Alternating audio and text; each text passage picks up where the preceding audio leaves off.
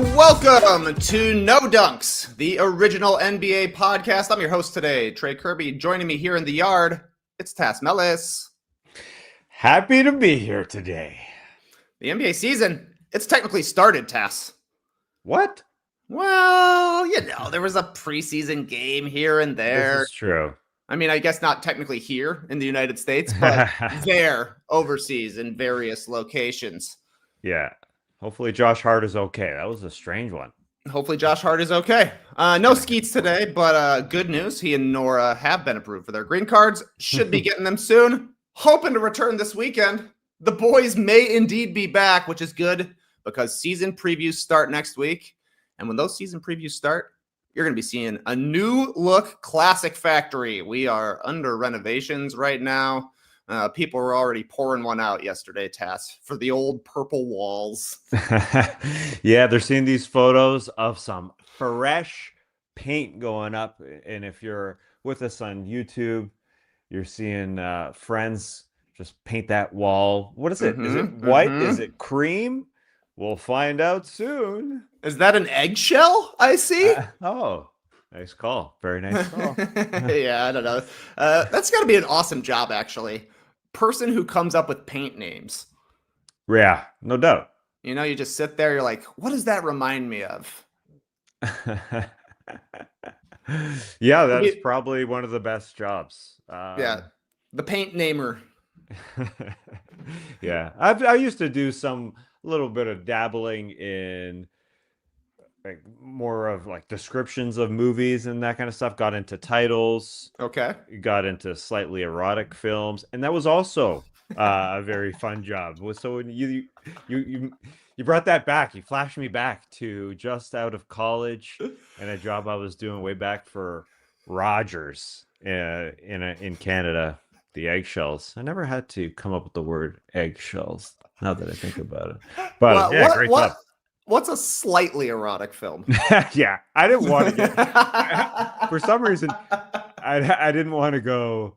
I didn't want to go all the way. I was naming pornography, but I don't know why.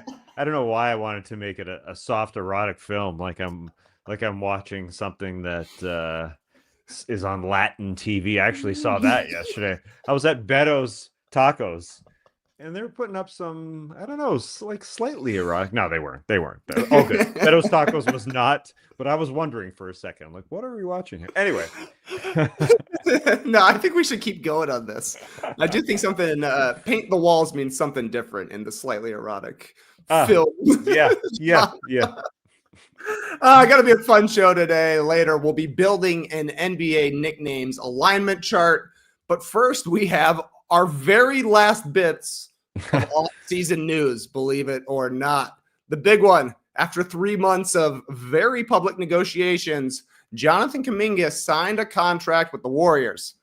The details are 2 years on the contract, $48.5 million total. He's got a team option on the second year, as Shams put it while reporting the deal. The deal has a team option designed for the contract to be ripped up and negotiated next summer.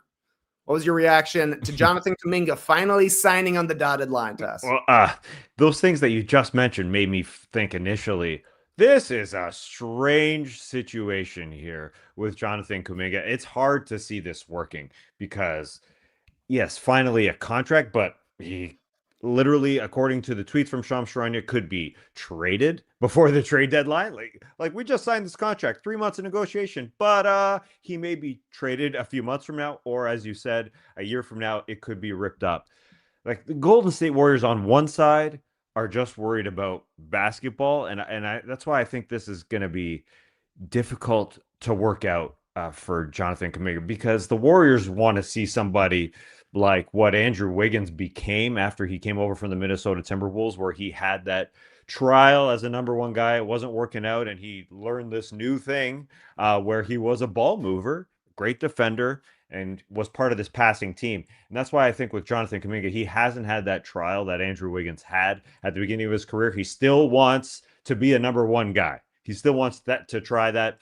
And that's why it's within this contract. It's within the idea behind this contract that he gets moved on and becomes a number one guy.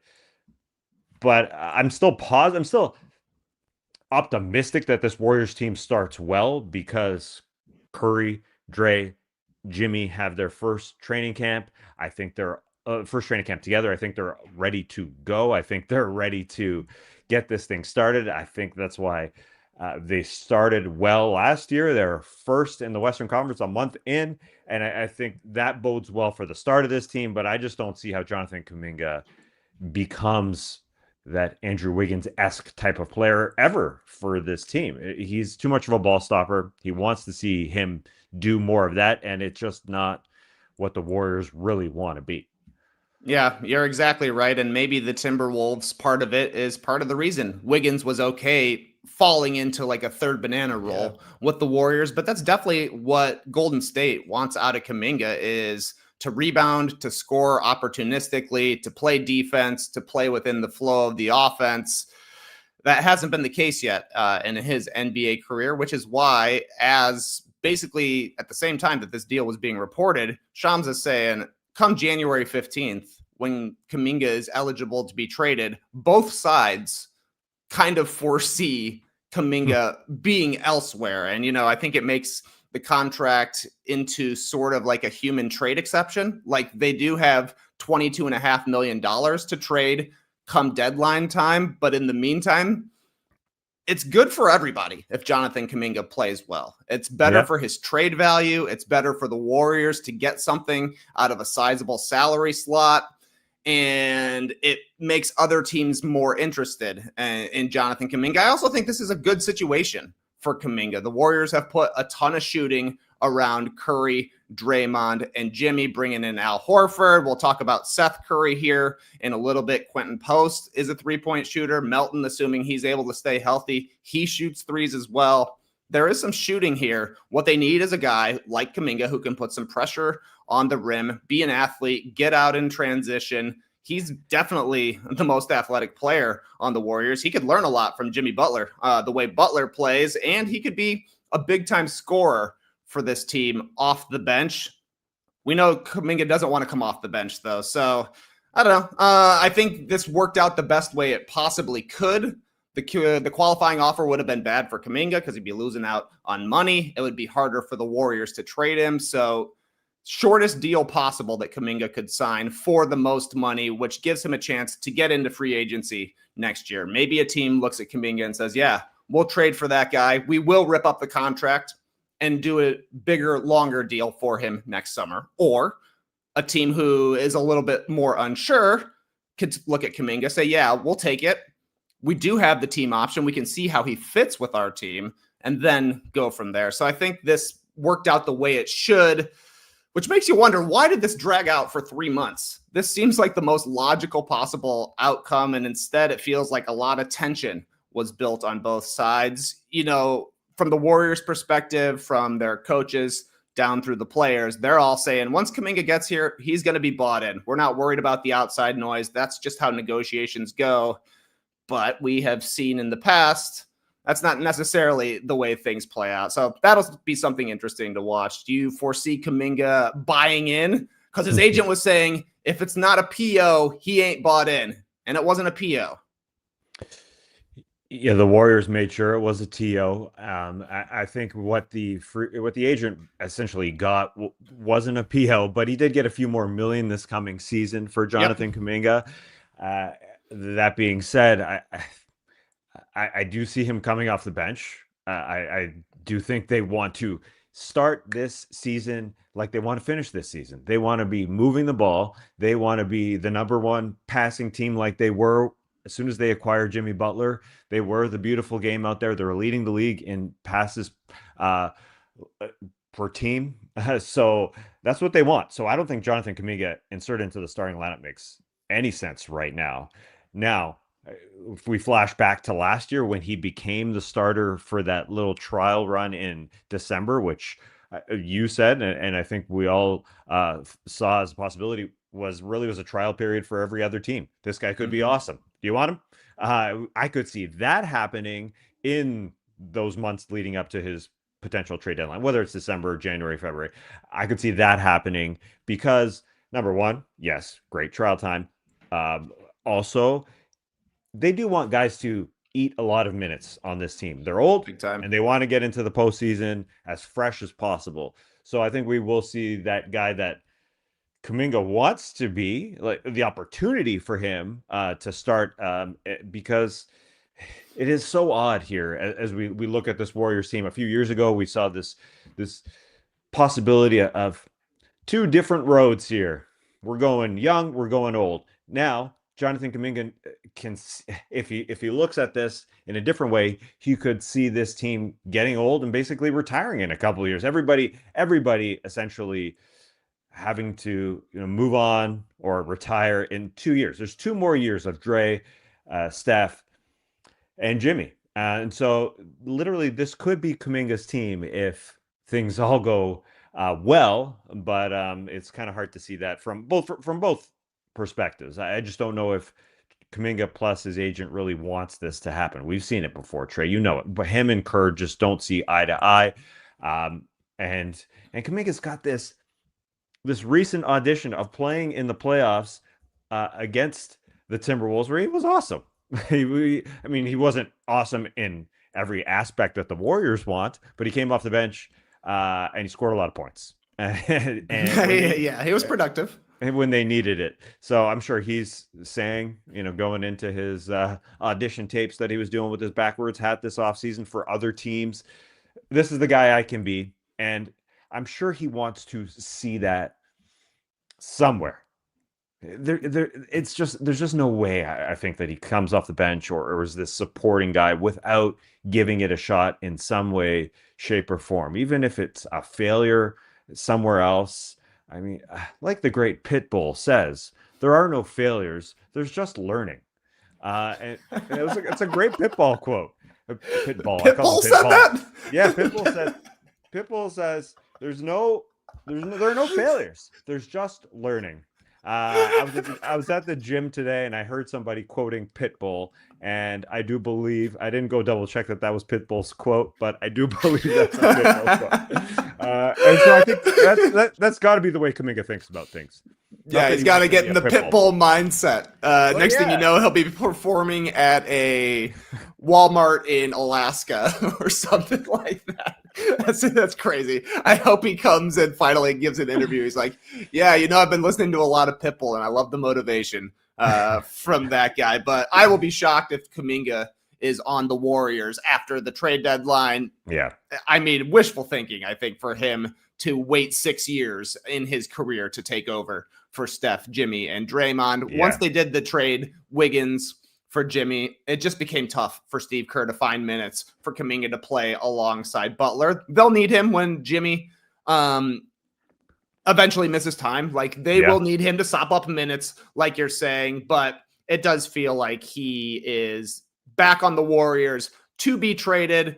They did some good stuff for him on their side by giving him more money here and giving him a chance to get to free agency more as quickly as he possibly could. So I guess the question for Jonathan Kuminga and for the Warriors going forward is who's going to trade for him. I've seen Milwaukee as a team that's been batted around. It's kind of hard for them to figure out the contracts of it all. The Kings are certainly still going to be an option there because they were after him hardcore over the summer. I assume the Suns will still try, though tough with contracts as well. There's going to be a team out there. So we'll see how the first couple of months of the season play out and if the Warriors are able to get any bites on the Kuminga lure.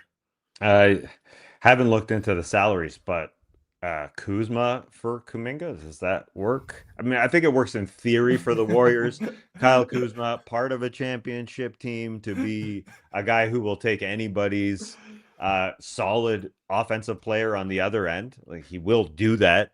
And he's not, I'm going to say he's not going to shoot every time, although he wants to shoot every time. I don't know if that continues in Golden State. I don't know if the Warriors want to take on a contract like that. They could just want a trade exception, as you said, that type of thing, rather than take on a guy like Kyle Kuzma. But in a win now scenario, they may say 2 years of Kyle Kuzma being a bit of a passer and take some defenders, that could be the answer. I'm just throwing it out there. I haven't seen the contracts, but they seem pretty similar Yeah, I think they could make that happen. I think Kuzma's he's like maybe 18 million or something like that. So it's close enough that you could find guys at the end of the bench to match salaries if you are Milwaukee. But I think what Golden State needs to do with Kuminga is find out a way to do a 1-for-2 kind of trade. They just need more depth. You've seen the tweets going around since Al Horford signed that no team has ever started 4 guys as old as Steph, Jimmy, Draymond, and Horford together. I think they're the first team that's planning to start 4 guys who are 35 plus or something like that. We don't even know who the 5th starter is going to be at this point. They just need some more guys who are taller than 6'7". Right. Because right now you look at their roster, they've got 21 guys signed to the team, and I think 8 of them are taller than 6'7", and a couple of those guys are probably not even going to be on the team. So we will see what they do, but this is not the last we've heard of Jonathan Kuminga being on the trade block. And just to throw it in, Kyle Kuzma only makes $22 million and then $20 million the following season. So 2 years. He fits the timeline of the Golden State Warriors being this older team. Although Kuzma would be young in comparison to those 35-year-old guys that you just said. And that's an impossible what you got, man. Who would you rather have, Jonathan Kuminga or Kyle Kuzma? Let us know on the stream team. That's a tough call. And I mean, I've probably of the 3 of us, I've maybe been the biggest Kuzma backer. I got off the Kuz train last year. It did not go well in Milwaukee when they thought he was going to be the guy who had championship experience to be able to help them. But he does seem like at least the archetype of the player that could help the Warriors. I don't know if he's the exact guy, but the right type of guy. Yeah, and that's why, speaking of archetypes and the type of guy, I think that's why Kuminga is mentioned with the Milwaukee Bucks, because they just need some sort of guy who creates, but like other guys that they've taken chances on, like Kevin Porter Jr., who's there and may play a lot of point guard, it would be taking a big chance here. That they just keep taking chances here towards the second half of Giannis Antetokounmpo's career to just get somebody to help out. So it fits the narrative, but is it a fit on the court? Is it a fit in the locker room? Huge question. I'm not sure that John Horst really wants to take that chance in Milwaukee. Yeah, we shall see. And yeah, I mean, I'm seeing here Coyote Jester and the stream team suggesting Kuminga for Portis and Gary Trent Jr. Yeah, sounds awesome. If you are the Warriors, I don't know that the Bucks would be all that interested trading 2 guys from a shallow team, including fan favorite / Giannis buddy Bobby Portis. But look, man, Portis would be awesome to play alongside the other front court guys they have in Golden State. In other Golden State news, there's the new Curry in town, a legitimate Splash Brother. Seth Curry has signed a 1-year deal with the Warriors. He may not be joining the team immediately. Basically, he gets a camp invite, an Exhibit 9 contract, which will get him acclimated to the Warrior system. They will likely cut him before the start of the season, then sign him in mid-November, because doing the deal with Al Horford hard capped them, and they can only spend so much money. So to prorate the veteran minimum deal for Seth Curry, he'll just have to hang out for camp, get cut, chill in the Bay for a month, and then get a real contract for the rest of the year. I think the way Shams put it was that they expect Seth Curry to be on the team for the majority of the season. What do you think about this? I love learning about Exhibit 9 deals. Yeah, one of my top 10 exhibits in the CBA. Yeah, hearing about Exhibit 10 contracts and Exhibit 9 contracts this offseason, fun stuff. It does seem like Seth will be around for camp, and then you got to leave for a month, and then you'll come back to hang out with bro. We just talked about the Milwaukee Bucks. I couldn't help but think about Thanasis Antetokounmpo joining Giannis Antetokounmpo, winning a freaking title, and maybe this happens with Seth and Steph this coming season. I had to double check, but Seth also has a podcast like Thanasis Antetokounmpo does. I was unaware. It's called The GOAT, as in GOTE, the greatest of their era. He does podcasts with Trayvon Edwards. He just did it It's not one of those, oh yeah, well, let's start a podcast. Yeah, let's start this RSS, and then it just dies. He's still doing it. He did it in August anyways, was the last one. So Seth's doing it. Sadell Curry, she has a podcast too, with Cameron Brink. All the Currys got podcasts. Wow. Except Steph. Steph doesn't have a podcast. So here we are. I think he'll be around. He'll be off the bench, obviously, for those times where they need bodies. I was surprised that he led the league in 3-point percentage last year, Trey. Almost 46%, and took like 3 a game. So I mean, not a huge number, but still knocking them down. Played 60 plus games. I'm totally with you on this one. This is basically a vibes move because the Warriors don't really need another guard. That's the majority of their roster at this point, but it kind of seems like from the reporting over at The Athletic and ESPN that the Warriors were just like, Steph has wanted to play with Seth his entire career. Seth has said no, he wanted to chart his own path. He's done that. He's now at the end of his career. So let's make it happen because it will be cool to have 2 Currys on the same team. Yes, like you said, they have a ton of guards, but at the same time, DeAnthony Melton is going through it slowly right now. He's not playing in training camp. He'll be reevaluated in a month, so Seth can get lots of reps in training camp, which, it bodes well. I think he'll get reps later on, but yes, they have Healed or Pods to start besides Steph Curry, and then Moses Moody and Gary Payton II. But yes, it's more of a vibe and eating some minutes throughout probably February, March, when the other guys need some rest. Specifically Jimmy, as you said. I am looking forward to the Jimmy experience overall. I think it's got to be better than what started last year in Miami, so he'll have a better start. But he's going to miss 20 games. He misses time for sure. Steph generally misses time as well, so maybe having Seth around will be good in an emergency scenario. I think Jimmy was like the host of the team's pre-training camp, right? Like he was the guy who organized getting everybody together. So at the very least, he's doing his best to build some chemistry heading into the season. But I'm a little worried now. If Seth Curry has a podcast and he's coming into a locker room where Draymond Green is the preeminent podcaster, hopefully they don't butt heads. Hopefully they find a way to collaborate on YouTube now that they've launched that feature. Yeah, can you tag me on that Instagram? Let's collab, man. What a crossover. Yeah, the Draymond Green Show XGOTE. Can't wait to see it. A couple of funny things from Seth signing with the Warriors. He did say he tried to buy number 30 off Steph. Steph said, I don't need the money. And then I think he also said, our family's excited because now they only have to watch one team. I was like, wait a second. Del Curry is on the broadcast for the Hornets. They're like, we're not going to listen to that old man talking about LaMelo Ball. Come on. Not a chance. Yeah, sorry, not a chance. Funny stuff. So it will be cool, though, to see them rolling out their 2 Curry jerseys, one number 30, one number 31. Very similar to LeBron James's on the same team. But this one seems to be getting received quite well as compared to the LeBron experiment. Why did he want 30? He's always worn 30. Oh. Yeah, that's the Curry number. Yeah, okay, that makes sense. Yeah, I did when you said he wanted the 30, I saw him as a 3, but I'm just maybe I'm he's half of numbers.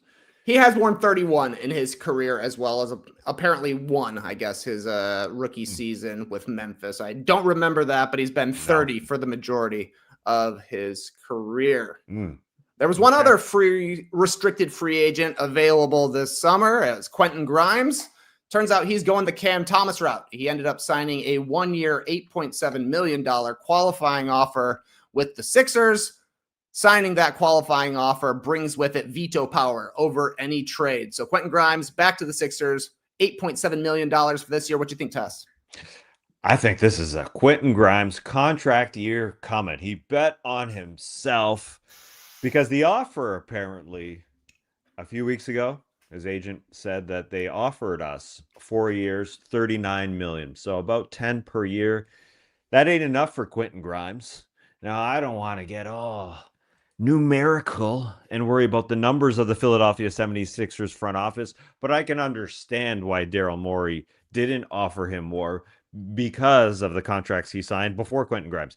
They're paying Embiid and Paul George and Tyrese Maxey so much money. They're already in the luxury tax tray. They're paying them for 3 more years. In 3 years, they're going to be paying $160 million to those 3 guys I just mentioned. Embiid, Paul George, and Tyrese Maxey. That's a ton of money. And I'm sure the ownership is saying, the Harris is saying, I don't know if we can go further into the luxury tax for a team that may not make the playoffs. It's not a guarantee at this point. They're the 6th highest team salary, so I understand why you didn't give this to Quentin Grimes. Like a little closer to what he's worth, but he's worth way more. He's already proven as a 25-year-old. He's a proven shooter. He can put the ball on the floor a little bit. He'll guard whoever. He's a little bit smaller than a wing defender. He's 6'5", so he can't guard absolutely everybody on the wing, but he'll put forth that effort. So he's betting on himself for next season, essentially. I think it's a good wager for Quentin Grimes. And next year, when other teams are one more year into the CBA and understand how to offer guys money, I think there will be more dollars on the table for him. That's more appropriate for his value. I wonder if he'll be able to get more than 4 years, $40 million. He'll be on his 5th team at that point. I mean, this is team number 4 for Quentin Grimes. His representation apparently asked for $30 million a year, which is a ridiculous number for Quentin Grimes. But then the Philadelphia 76ers came back and said, we will give you $8.8 million if you don't have a no trade clause, which is also ridiculous. So I think this was poor negotiating on both sides, because it means Grimes is going to leave the Sixers next season. They can only offer him a contract that starts at this $8.7 million deal and then gets the requisite raises alongside it. He should be able to make more than what the Sixers are offering him. Plus, you just think about the way it all went down, him thinking that if I ball out for a month and a half, they should want to pay me, especially because the Sixers came out and said the reason they weren't going to be able to sign Gershon Yabusele this summer is because they had to pay Quentin Grimes.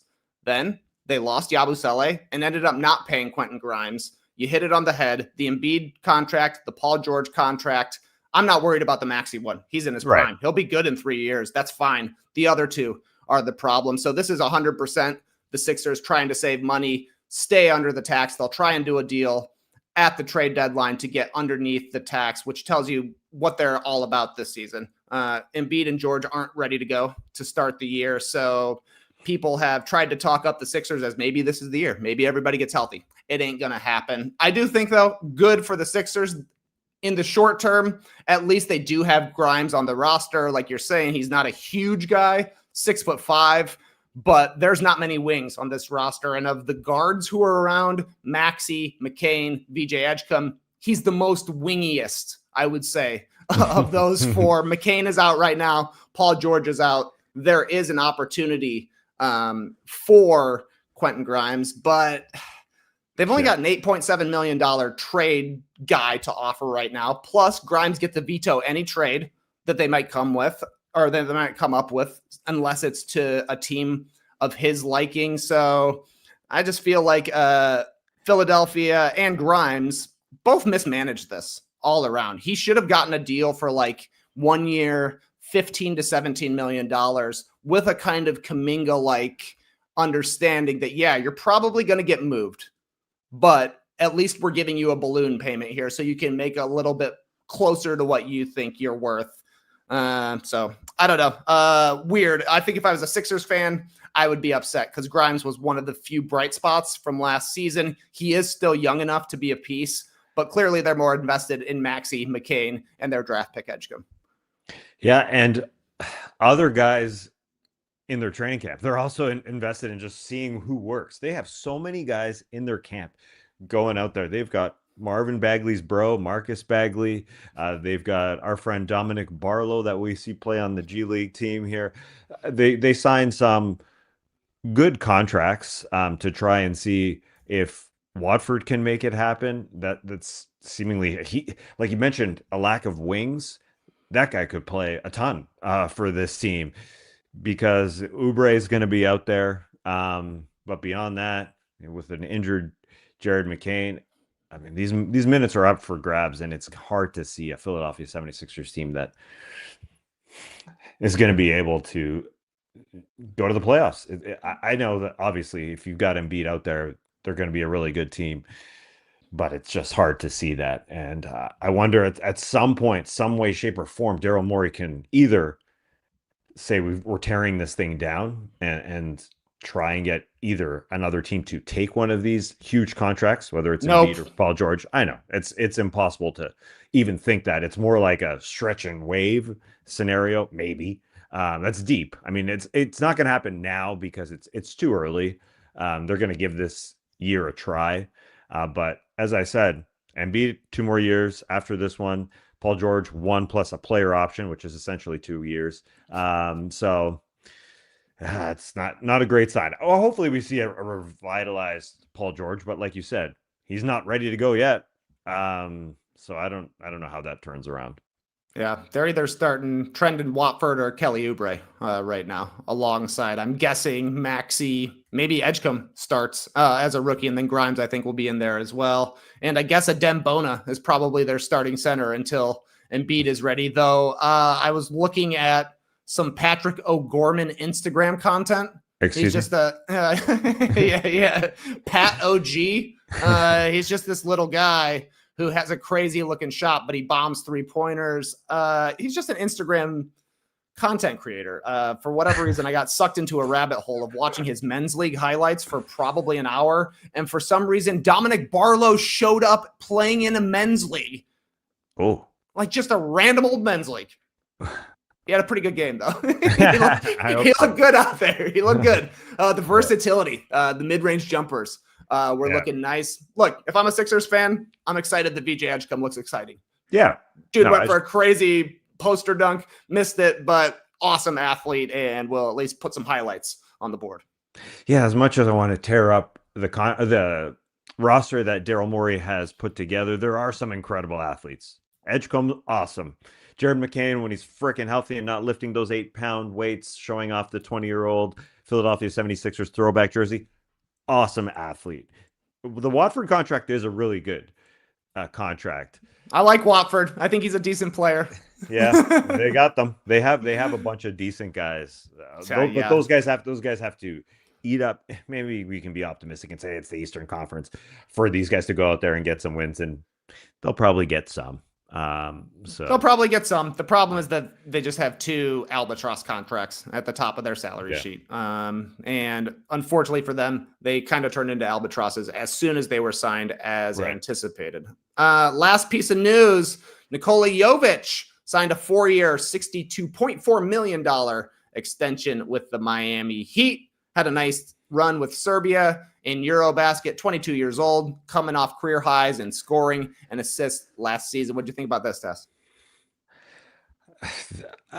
Part of me says, wow, I love the idea of the Miami Heat always investing. They're never just sitting on their hands and waiting. They say, we're paying this guy 5 years guaranteed now because it's a 4-year extension on this coming year, which he's under contract for. No options, no nothing. 5 years for you, sir. As a 22-year-old, showed well in the Eurobasket, as you said.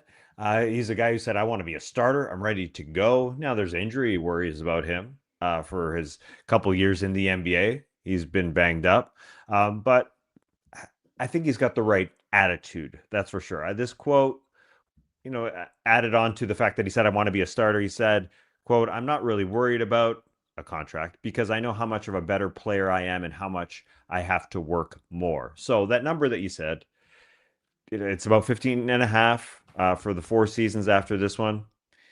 It's not a lot in today's NBA for a guy who's contributing. And I'm optimistic that he will be a contributor on this team. Yeah, I would say that's exactly right. He, at the very least, is going to be a solid role player for Miami with a chance to outplay this deal and make it look like a bargain for Miami. Should Jovic start? I think that's a pretty solid question. Tyler Hero, we know, is out to start the year for Miami, so they'll have Davion Mitchell and Norm Powell in the backcourt. I assume Andrew Wiggins and Bam Adebayo are locked in at two of the front court positions. So the question then becomes to me, is it Jovic starting at the 4 with Bam at the 5, or do they start Khalil Ware at the 5, Bam is the 4? What do you think is the right move? Yeah, that's a great question. I think Jovic is actually so adaptable. I think he has an opportunity to start over Khalil Ware. He's that good. Even though they've invested in Khalil Ware too, Jovic will guard anyone. He's a monster at 6'10", super young. He is big. So yeah, he's huge. And I think the summer was great for him. He'll have that going into this coming season, that confidence that he had with Serbia. Yeah, I think I would start Jovic as well. Shot 37% on 4.5 threes per game last season. He's a decent passer as well, and I think that this Miami team is going to need his playmaking, his he's probably not a secondary ball handler, but he plays well in transition, can be your tertiary ball handler, if you will, a guy who just makes connective passes and makes open threes and has good enough size to be able to guard some of the bigger wings and smaller 4s and 5s out there. So I think I would lean on that side. Maybe the Heat decide to go full defense mode, going with the huge front court of Bam and Ware. We'll see, but at the very least, I'm sure Jovic will get a chance in the starting lineup at some point because neither of those guys feels totally locked in. Right. I will say, though, he's tough. Look at this photo I'm throwing up here. This one hey, man, those are some nice muscle bumps. Yeah. We got it from 2 angles here if you're watching on YouTube. That's one of my memories of Nikola Jovic. It's one of the first things I think of. Yeah, that's pretty crazy. That first photo you showed looks like one of those slightly erotic films you were talking about. Yeah. Are you speaking from the camera angle? Because we're seeing from directly at the feet. We're looking at him. Yeah, and, the ball placement. Yeah, I always thought of this angle from the side, but yeah, I saw this photo today and I said, "Whoa, gotta get that." I gotta get that. What would you call this one, Tass? You're the guy with the titles. Well, you mentioned the bumps on his arms. I will say bump. The bump show? No. Just I need. There's a third bump that we're blocking here. The ball blocking his, his shorts. I like it. I like the third trio, bump. The third bump starting Nikola Jovic. Very, very cool. All right, so that's the news, man. I guess maybe Ben Simmons will sign with the team. Maybe Russell Westbrook will sign with the team eventually. Maybe we'll get like one of these last second trades, like Towns for Randall. Doesn't seem like there's anything out there like that, but that'd be exciting. No. Yeah. There's still bodies to be signed. But yeah, the trade, I guess it was wild that we got a trade right before training camp last year, but yeah, not happening this year. All right, moving on, having a little fun. Bartosh messaged us on Instagram with an idea. With alignment charts being all the rage on Reddit, I would love to see you guys do this one. Sent in an NBA nickname alignment chart. Basically, we're going to be matching up players' careers, Hall of Fame, All-Star, starter, and role player careers, matching them with nicknames, Hall of Fame, All-Star, starter, and role player nicknames. So, like the way I take this is a Hall of Fame nickname is one of the all-time great nicknames.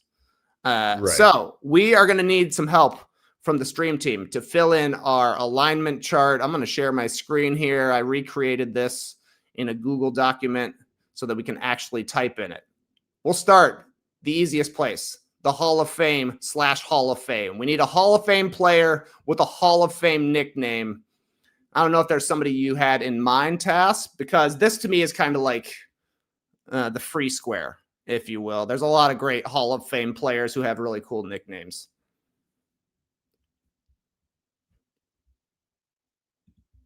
Excuse me, I muted my mic. You're back. My first initial thought was in alignment with Richard in the stream team here. The Black Mamba was the one that jumped out to me. Interesting.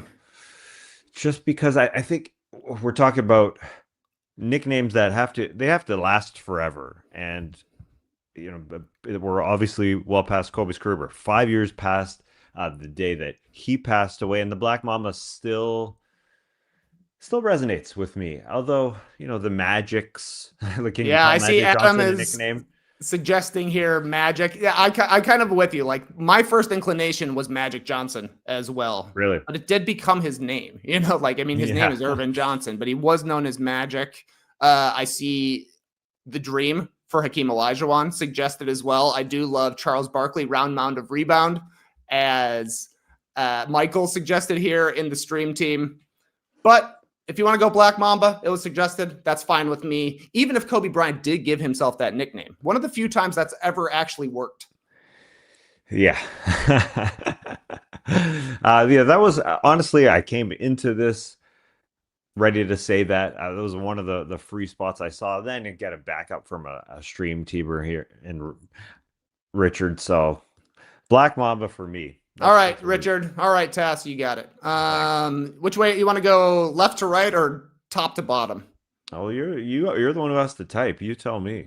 All right, I'll keep it tradish. We're gonna go left to right, like reading. All right, Yeah. we needed an all-star player, so not quite Hall of Fame caliber, but with a Hall of Fame caliber nickname. Oof. This one's a little tougher. Yep. Some ones that I considered: Yep. the Microwave, Vinnie Johnson; the Matrix, Sean Marion; Big Dog, Glenn Robinson. But I would be curious to hear what you have, and of course, we need to see what the stream team says. Very well started. I mean, I was actually with the Matrix for Sean Marion. There's a chance he gets in the Hall of Fame as well, but Not yet. What about a playoff P? Now, not a great. Interesting. Not a nickname that's gonna stand, I don't think, with Paul George. It's also not really a positive nickname with him, because I think it's sort of attached to just Paul not performing in the playoffs at times. But he was freaking good. Getting to 2 conference finals with the Pacers. Anyways, there's that one. Look, we got to save playoff P for sure, because I don't think you can call it a Hall of Fame nickname, but it would be funny to have it on this chart. So it's hilarious. If there's no objections, I kind of think the Matrix is great. I love that nickname, and it fit Sean Marion perfect. It's one of those that's gonna last forever. When you got the and then a second word. I loved writing with my little descriptions with a the and a second word. But I will say, like, those are the names that stick around forever, right? To me. Yeah, that was definitely like a late 90s, early 2000 nickname convention. The something, we had like the Glove, the Truth. Definitely better than the just initials generation that we've been in. Yeah, the Admiral, another great one. The Iceman. Like those. All right. Yeah. Hall of Fame nickname, starter caliber player. I've seen a couple of people suggesting for the Hall of Fame / All-Star category, AK-47, Andrei Kirilenko. He did make an All-Star team for sure, but I think it's fair to put him in the starter category here, because that is a very cool nickname. AK-47, man, that is a really, really good one. I see a lot. I'm getting into the starters with my list. Excuse me, role players. My starters, I don't know. I like Bones of Brent Barry. I had that on the list. Yeah, but this was a good one. I liked Sweetwater Clifton. That's an oldie, a real oldie. Speedy Claxton. That's very cool. Yeah, that's similar to Magic, where it's like, what's his name? Craig? His name Craig Claxton? That's right. Good call. Yeah. Yeah, Speedy. Definitely more memorable. The people are saying I'd put the Microwave here. Interesting. The guy came off the bench. Is he a starter? I think he's got a starter caliber career. Right. What do you want to go with here? The Bald Mamba? No, just kidding. For Alex Caruso. That's not bad. That's good too. These are good ones to remember. It's good. There are good ones to remember. I got some lists. I don't know. I got Bones.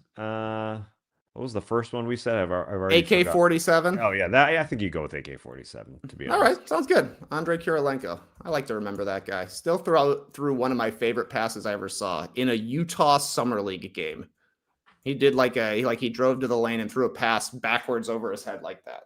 Impossible to find a highlight of it because why would they have highlights from the junior version of the Summer League? But it was very cool. Role player with a Hall of Fame nickname. This one's kind of fun because there's some ridiculous nicknames like B-Ball Paul, I think is pretty funny for Paul Reed. Big Shot Bob, Ori. I saw somebody earlier suggest Off Night for Davion Mitchell. These are all candidates to me. Sauce Castillo. Yeah. I like Skip to My Lou for Ray. Oh, okay. I think that one stands out, right? That's that's remember awesome. that one. Yeah, I love that. Sorry, no discussion needed. Rafer Olsen, Skip to My Lou. Got it from the And One mixtape tour. Skip to My Lou. Oh, yeah. And I do believe it is a numerical too as well. All right, Hall of Fame player with an all-star nickname. So pretty good. A pretty good nickname, but not on the level of Black Mamba or Magic or something like that. The Greek Freak is kind of in this category to me. Not the best of nicknames ever, but obviously an incredible player. Okay. And it's got the thing going for it. The glove could also very be cool as well. Part of this one. Big ticket, as Nick is throwing in here. What do you think about that one? I did like big ticket for Kevin Garnett. There's a nice run of big something nicknames, big fundamental, big shot Bob, big baby, I guess maybe falls into this category as well. I'm seeing Clyde the Glide. What do you want here? Ooh, okay, we're talking, just to be clear here for everybody listening, this is a Hall of Fame nickname. Hall of Fame career all-star nickname. Great. Yeah. Good. Because I'm looking at the slash here. I'm looking at the axis or the I couldn't make the slash quite as good as when Bartosz sent it in. Look at that's a nice slash right there. It clearly shows the nicknames on the left, career at the top. I couldn't figure out how to do it in Google Docs. Okay, so a nickname all-star, a nickname with an all-star type of nickname, that type of level. The Greek Freak works for me. All right, let's do it. Let's do it. We'll see what happens with my fonts here. I'm just gonna go with Giannis because I don't think I can fit this many words right now. What are you? There you can. There you go. You got it. Oh, yeah, you don't want to add Tetacumpo. Yeah. See, it's getting a little long. But look at that. That looks okay. All right, all-star nickname, all-star player. All-star nickname, all-star player. You got anything that jumps out? Okay. How about some that I had written down? Big Dog has been used for a lot of guys.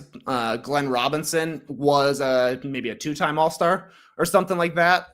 Rip Hamilton, I think, kind of falls into the Magic Johnson category of, his name is Richard, but everybody called him Rip. People are saying Jesus Shuttlesworth for Ray Allen. How about Grandmama for Larry Johnson? Agent Zero, Gilbert Arenas. You guys are doing some really well. I just saw this one on the list here. I never heard of John Morant as Ja Warrant. As in a warrant for his arrest, I guess. Come on now. We can't. No, we absolutely cannot. Those are some solid ones. Jesus Shuttlesworth, though, it's Ray Allen. Is he too good? Yeah, I mean, he's a Hall of Famer, one of the best shooters of all time. Let's go Big Dog. It'll be fun to see Big Dog on there. Yeah, and eventually, if we can make this into, and then maybe we can get his son on in here too. Little Big Dog for Glenn Robinson III. Good one. All-star nickname for a starter caliber player. So I guess this is the first one where you're like the nickname is better than the player was. I like Big Country for Bryant Reeves. Okay. It's pretty good. Yeah, it's just solid. I'm going for the people here. I think that will. I'm seeing a lot of white chocolate come across. White Really chocolate for Jason Williams. I like that as well. I had that on my list of cool nicknames, so I'm down with throwing a Jason Throw it in. Williams white chocolate here. Nice. Well done. I'm having to do a lot of live typing here. It's so stressful. I feel like I'm back in the Mavis Beacon days trying to get my words per minute up on this thing. All right, we need an all-star nickname for a role player. So, Birdman, Chris Anderson. That's what I was going to say. Wow. Birdman is an awesome nickname. He got it tattooed across his throat. He started doing the flapping of the arms things. You had Shaq always saying, Birdman, Birdman. Yeah. I thought that was cool. Yeah. Yeah. He became the Birdman. He became the Birdman. Another one that's bird themed, the Black Falcon for Harrison Barnes. Didn't really stick. Not as good as Birdman. I feel like Harrison Barnes came up with that nickname himself when he was in high school, which is like, pretty presumptuous. Pretty presumptuous. All right. The Birdman is going in though. Chris Anderson. Chris Anderson with an E-N. Birdman. Nice. Great live. All right. Typing. Here we go. Hall of Fame player, starter nickname. So just good. Just an okay nickname. Could have done better, but still good. We'll see what the people suggest here. I mean, they're suggesting the Polish Hammer, who had another career, he wanted another career. Yeah, another career. I shouldn't say he had one. That's a decent one. Any other jumping out here? The big fundamental. Come on now, you can't do that. Can't do that to Tim. You think that's too good? Okay, the answer. I've seen the answer come through quite a bit. I thought the answer was always an okay nickname for Allen Iverson. It was a cool name for a shoe, especially coming off the question. They also had the answer. But I feel like he was called AI most of the time. Right. So maybe that fits in here. Yeah, that's not bad. All right. People like it. All right. We got that. That'll be our third the nickname. It was a good era when they were saying but we'll see what else we can generate here. Starter nickname, all-star caliber player. Maybe this is where I don't know. Splash Mountain, Brooke Lopez, all-star. I think that's a good nickname though. I do like Splash Mountain. Sounds like a fun roller coaster. It is a fun roller coaster. Hot Rod. That's real old. Hot Rod. Red Velvet for Kevin Huerter. Not an all-star caliber player, I gotta say. You're right. Unfortunately, it hasn't happened quite yet. Not yet. There's still time. All right, I'm having trouble thinking more of the all-star caliber player who has a okay nickname. Yeah, it's hard to swap it. Just an okay nickname for a really good player, like Sean Kemp, the Rain Man. It was all right. I do like it though because of the Seattle connection. Yeah, it's cool. But Coyote Jester suggesting it as well. I've seen Luka Magic coming across a couple of times. That's not bad, actually. It's like we could do better than Luka Magic, I think, for Luka Doncic, but he's a great player. So you feel like it fits this square of the graph? Yeah, I think he is a better player than Luka Magic is a nickname for him. Let's do it. All right, that's a good one. That's a good one. Let me see. There we go. Luka Doncic. Because see, look, this is going to look ridiculous when I type it. Luka Doncic, Luka Magic. It looks pretty weird. Starter player, starter caliber nickname. Just fits him perfectly. I'm not being biased with Wesley Matthews' Iron Man. He was a sort of an Iron Man. It's just a good fit for him. It's also just a good nickname, but we don't have to have it. I'm just throwing it out there. I got Spida for Donovan Mitchell. It's fine. Yeah, I agree. It is fine. I have Hair Canada for Steve Nash.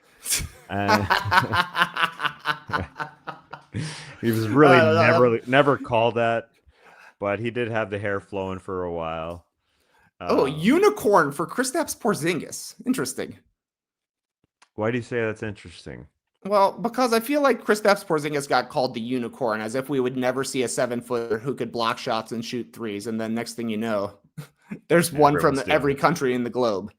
Yeah. Dunkle Jeff. Oh, the nicknames J Rich, T Mac. These can live in the role player world to me, where it's like they're okay. We didn't put much thought into it. Yeah. All right. So what are we going with here? Yeah, we got nothing that stands out. Wave Poppy of Kelly Oubre. That's a weird one. That is a weird one. Okay. What do the people want? Ooh, Zebo is one of the best abbreviation nicknames, because it's not totally his nickname. The Worm, too good of a player. Dennis Rodman, I think. 3D for Dennis Scott. Hey, okay. That's good. I like that, actually. Nickname. Yeah, that's a good nickname. 3D for Dennis Scott. He shot threes. Now he has a son named Trey. How great is that? Good call. All right. Starter caliber nickname. Has a good nickname. Is a role player. So like a Plum Dog Millionaire, Mason Plumlee. One of the best. Booby for Booby Gibson. Daniel Booby Gibson. Yeah. That's pretty good. That is pretty good. He's definitely known as Booby more so than Daniel Gibson. Yeah. I can be fooled as to what his real name was a lot of the time. Booby's solid. I think Jason Terry Jet. Those were his initials. JET. Yeah. Big Ben for Ben Walls. Booby just hits a little bit more, Yeah, that's good. His nickname, I think, is a little bit more memorable than his career was, though he did have some nice moments during LeBron's first tenure with the Cavs. Mm-hmm. All right, let's move on to a role player nickname for a Hall of Fame caliber player. So a nickname you're not crazy about for a player that is awesome. Oh, I don't know if this is me just being, I don't know. I'm just sort of meh on a lot of Damian Lillard nicknames, like because he had a few of them, like Dame Dollar, Dame Time.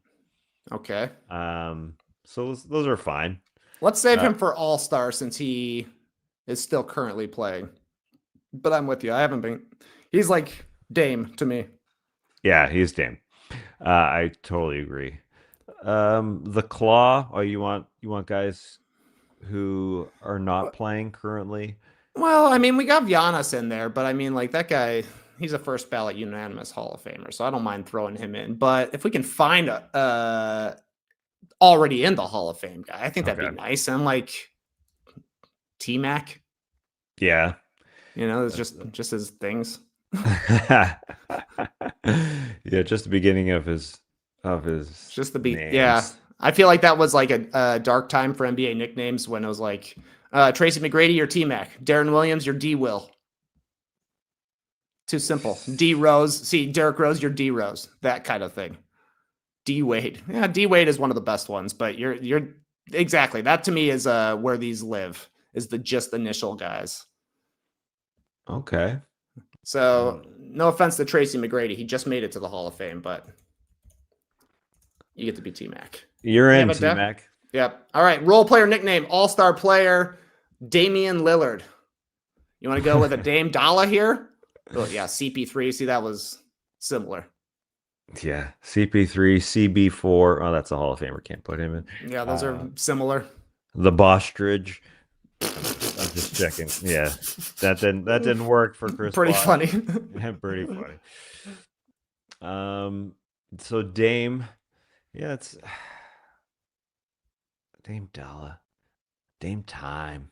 I mean, people use it so much, and yeah, Dame Time is. I mean, that's like a Hall of Fame celebration, tapping the wrist. It is. People will literally see the man and do that to him.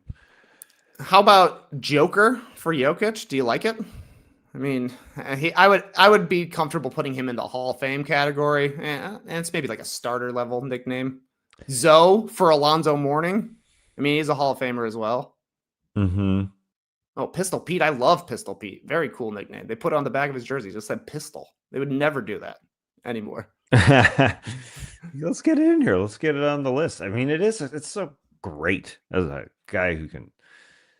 It's more for a guy who could shoot. Yeah. It's so good. But we're talking all-star here, right? Yeah, we're talking about an all-star caliber player. The Stifle Tower.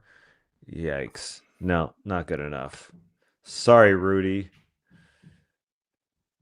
All right. What are we going with here? Point me away. Damian Lillard. Big shot, Bob. Yeah, Dame. Let's do Dame. Dame Dalla. I feel like it's capitalized. Oddly enough, sitting here on my desk, a Dame Dalla cassette tape, unopened. I guess this has his rap music on it. It was part of some kind of a promotional item for the Dame 3. Haven't listened to it yet. It's a straight up cassette tape. I don't know if a lot of our younger listeners know what this is, but you put it into a tape deck, which is something that cars used to have back in the day. Ooh, what about Mellow? I mean, that's interesting. That one is interesting. Anyways, role player nickname, starter caliber player.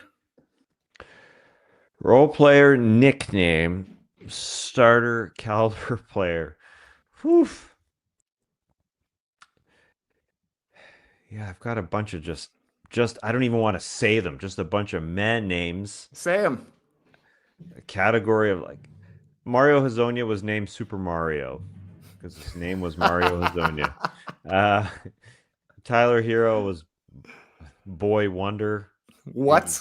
Yeah, That's why I was really, I'm trying to dig to the bottom of the barrel here. Juancho for Juan Hernan Gomez. Yeah, so none stick with me. Big Z for Zdrunas Lagauskas. Oh no, he's too good. He's too good for this category. You could talk me into him fitting in starter, though he did make an all-star team, at least. Popeye for Popeye Jones. Oh, I don't even know his real name. Yeah. Walter? No. Seth is his son. I know that. Yeah. It's if you think of a character related to a fast food company.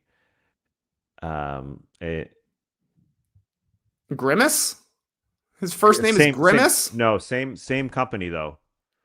Hamburglar Jones? You're close. It's not the character you usually think of with this company. Ronald? Nice. Ronald Jones? That's his name. Wow, I didn't know that at all. I thought his given name was Popeye. Furkan Korkmaz's nickname is Furk the Turk. Don't believe that. The Alaskan Assassin, that was always a good one. That's a cool nickname, Trajan Langdon. Yeah. I don't mind him making the list. Yeah, that was solid. Ooh, Lady Magic for Nancy Lieberman. Cool. That's cool. That's a cool one. Yeah, where are we here? This one. Yeah, well, we need one. The people like slow-mo for Kyle Anderson. It's a good nickname. It's a good nickname. He's a starter caliber player. Throw it in. All right, slow-mo it is. Doop. Final one. Oh, Grammarly was updated. Exciting stuff. Kyle Anderson. ON. Slow-mo. Somebody's saying here, Devin, thrown in, how TF did AK-47 not end up on here? He is. He's on here. He's on here. Take a look right here. Come on, Devin. Look at that. Highlighted. All right, our final nickname. Role player with a role player nickname. So it's fine. Big Baby. Glenn Davis. Baby. Right, that's a good one. Became his name, He became a name guy. I did like a Kenneth Fareed Manimal. I think that would actually have to go higher. Ooh, White Mamba. Yeah, these are almost too good. I mean, it's kind of funny to have the mirror images of Black Mamba in the Hall of Fame, and then White Mamba in the role player. Oh, the David the Body Roddy. That's pretty funny. I feel like he is stuck around in the NBA because he does have a nickname that fits him. He's a jack dude. He is. I mean, all those that you just listed, though, they're all good nicknames. Yeah, I agree. Like those are all like Big Baby applies to a lot of people out there. Candyman, we gotta throw that in for Michael Olwood Candy. Oh yeah, That's a fine one. I was gonna say, I mean, Candyman isn't too different than like Plum Dog Millionaire, where it's like we're taking a movie and putting your name with it. Mm. So I don't know. Yeah, I mean, White Mamba is a funny nickname, especially like considering the way it came about for Brian Scalabrine. But it would look funny to have them both on the same thing. Tie it together, yeah. Tie it together. Let's tie a bow. Why not? Brian Scalabrine, White Mamba. Well done. All right. That's our chart, man. We made a nice chart. How do I make this chart big? How do I make that chart? There we go. Take a look at that. Take a look at that big old chart. That's our nickname alignment chart. Across the top, Hall of Fame nickname, Hall of Fame player, Kobe Bryant, the Black Mamba. Sean Marion, the Matrix. Our starter, career Hall of Fame nickname, Andrei Kirilenko, AK-47. Rafer Alston, Skip to My Lou, role player with the Hall of Fame nickname. You can find the rest on all of our social channels. We'll turn this into, something we can post. Something actually looks better than just a whole bunch of text. That was a fun little exercise with our friends here in the stream team. There's a lot of good nicknames out there, man. So many good nicknames. You ever have a nickname? Not really. Well, my daughter yesterday started saying molasses because we were I don't know what she was doing, but I got called just because my last name sounds somewhat like molasses. People called me Tassus Molasses. Okay. No, I didn't really have like a go-to though. Did you have one? No, I'm the same. I never even got to be called TK up until like we got to the No Dunks era, because growing up, one of my friends was named Tyler Klatt, so he was always TK. And then we got to NBA TV / Turner Sports, and Tim Kiley was one of the big dogs over there, and he was TK. So it had to be those two guys exiting my life before I finally got the decent or the honorific TK. I have been wearing a jersey to play men's league. On the back it says Old Mud, and people are starting to read that now. I was playing this past Tuesday, and the guy kept calling me Old Mudder, which I thought was funny. So that's the closest I got. That came from the girls dissing me, straight up dissing their old man. But I'll take it. TK Love, Old Mud. Good for now. Old Mud is good. Yeah. Fun times. But that's the end of this show. That is the end of our off season, to be quite honest. Yeah, I'd like to think of it that way too. Yeah, I mean, I guess, it's still a couple of weeks and a half until the games start, but teams are practicing. Everybody's suiting up for their preseason games. Next thing you know, these things are going to count, Tass. Yeah, and hopefully this is the end for our studio renovations that are happening now that should be coming together, and hopefully we'll be in the studio starting next week. Yeah, baby. Full squad. Skeet should be in town. JD will be on as always. So, yeah, it's time. Yeah, it'll be nice to sit in the same room together, give each other nicknames, have some laughs.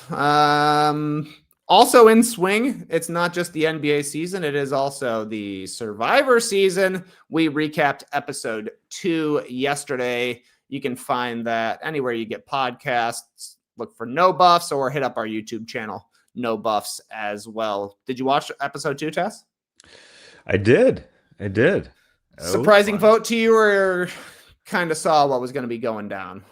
I mean, they kind of... they tried to do a little of a turn to show you, maybe we're going to vote for this other character, but nah, it felt like it was... Right? It felt like it was going to happen, and it did. Yep. Yeah, you knew they were going to want to keep the tribe strong. So that's what they had to do. Nice timing. Nice timing. All right. Take us out of here, Clipper Bros. You heard it here first. Have a great time. Turn up. Love you guys. Awesome. Thanks for joining us. And remember, Trey's nickname was Old Mud, but now it's Old Mudder. Old Mudder. Embrace the season, y'all. Let's go.